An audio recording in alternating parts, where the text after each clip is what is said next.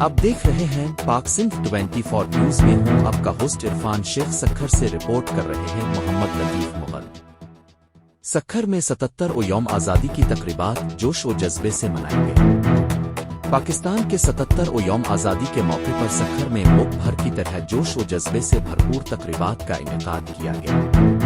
سرکاری اور غیر سرکاری تعلیمی اداروں میں تقاریب اور سیمینارز کا اہتمام کیا گیا، جہاں پاکستان کی ترقی اور خوشحالی کے لیے خصوصی دعائیں کی گئیں۔ ریلیوں میں شریک مقررین نے پاک افواج کے ساتھ سرحدوں کی حفاظت کے عزم کو دہرایا۔ سکھر میں جشن آزادی کی مرکزی تقریب لب مہران واکنگ ٹریک پر پرچم کشائی کے ساتھ منعقد ہوئی۔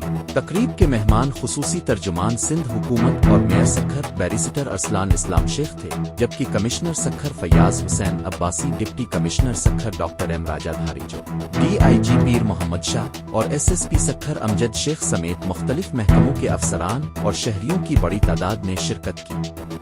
تقریب میں اسکول کے طلباء نے ٹیبلوز اور ملی نغمے پیش کیے، جبکہ پولیس کے دستے نے سلامی دی۔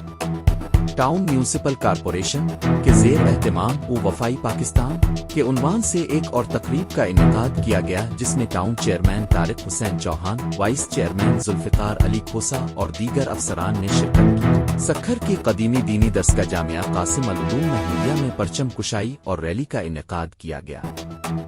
تقریب میں علاقے کے معززین اور علماء کرام نے شرکت کی اور ملک کی سلامتی کے لیے خصوصی دعائیں کی۔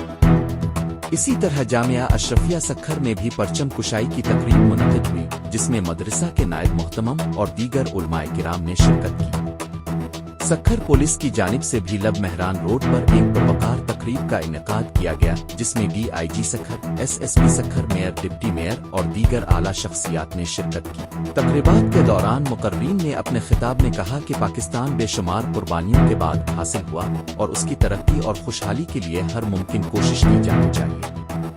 انہوں نے اس عزم کا اظہار کیا کہ پوری قوم کو یکجہتی کے ساتھ ملک کی خدمت کرنی چاہیے۔